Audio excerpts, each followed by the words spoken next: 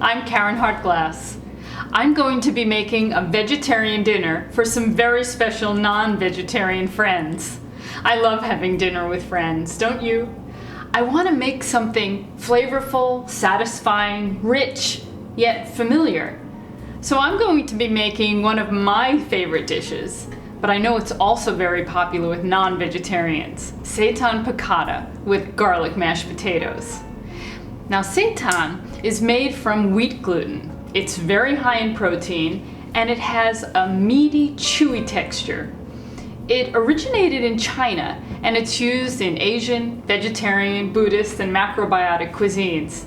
It's becoming very popular here in the United States and you can find it in specialty food stores already prepared. It's great in stir-fries, stews. You can slice it for sandwiches or lightly bread it and saute it like we're going to do here with a lemon and caper sauce. Let's get started. For the dry ingredients, I'm going to start with wheat gluten. Now, wheat gluten is from wheat where the starch has been washed and dissolved away, just leaving the remaining gluten. I'm going to add some chickpea flour and then the herbs and spices. Now for the wet ingredients, I'm going to be using some vegetable stock. I've got a large pot of vegetable stock on the stove that I've made myself. We've got a great recipe for vegetable stock on our website. I've used water with onions, garlic, carrots, and celery.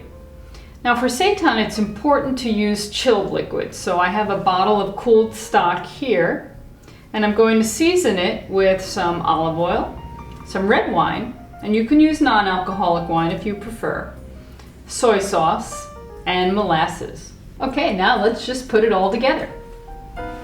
It's really pretty simple. There's just a lot of ingredients.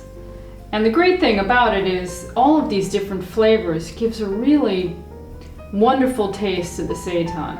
So we're going to start with the wheat gluten, add the chickpea flour, nutritional yeast, and then add the seasonings, cumin, herbe de Provence, allspice, fresh parsley, some onion powder, fresh garlic, the sweet paprika, the hot paprika, and the red pepper flakes. Great.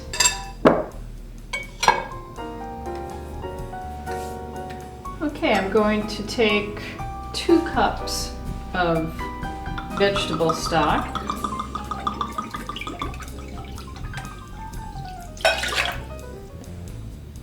The olive oil, red wine, soy sauce, and molasses. Now I'm going to add the wet ingredients to the dry ingredients. I'll add about half of the wet ingredients and give it a stir, and then add the rest.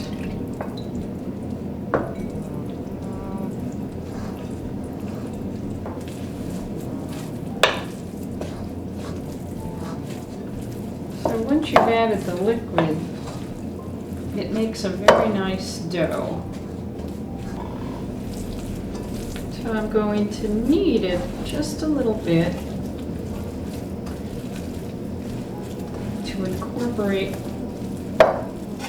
all the dry ingredients with the wet ingredients.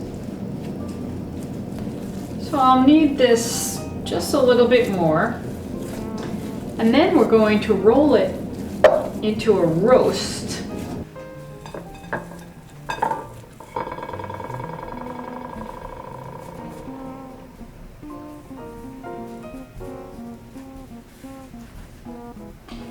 If you didn't use the cheesecloth and just boiled the seitan in the water, the texture would be very spongy. But by using the cheesecloth, you get a nice, firm, dense, chewy texture.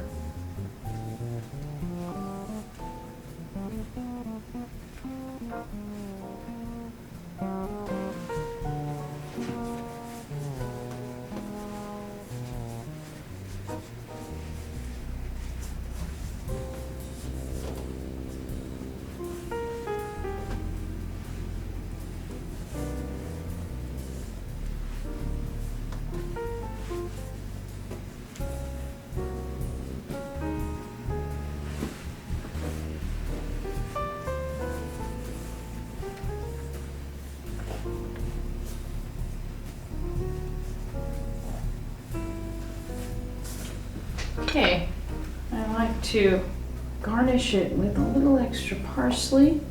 And I also like to cook it in the vegetable stock. It really gives it a good flavor rather than cooking it in just boiling water.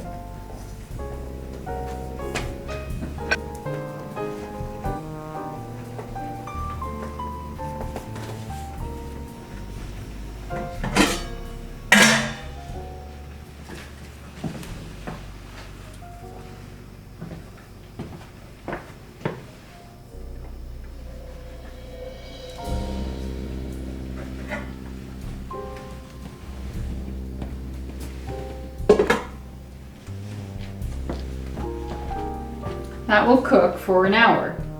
I have another one already prepared in the refrigerator.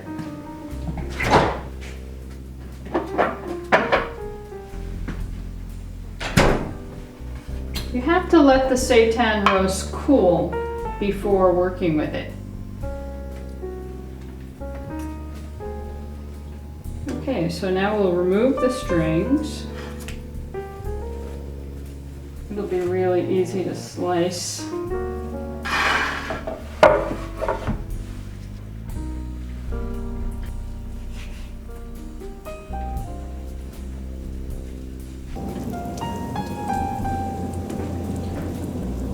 Now what I'm doing is breading and sauteing the seitan medallions. So I'm putting it in and dusting it in a flour herb mixture.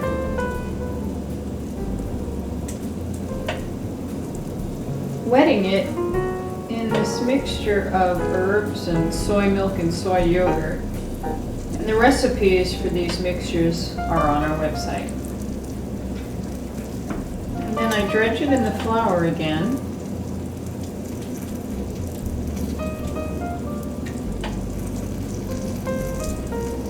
And put it in an oiled frying pan.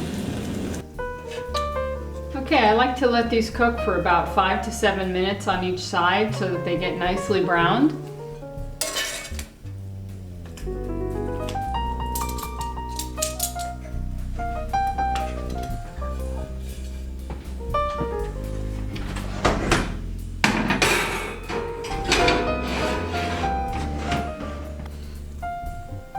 As you can see, I'm plating the final product. I like to pile the mashed potatoes up high in the center. Then I'm going to add the seitan medallions around the mashed potatoes and add some steamed string beans and some sweet carrots.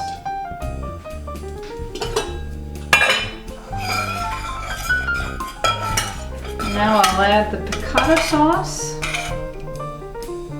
all around.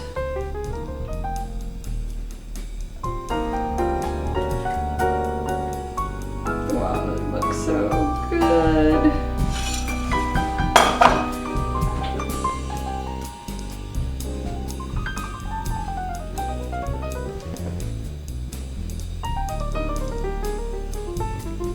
Et voilà. Seitan Picatta with garlic mashed potatoes, steamed string beans, and carrots.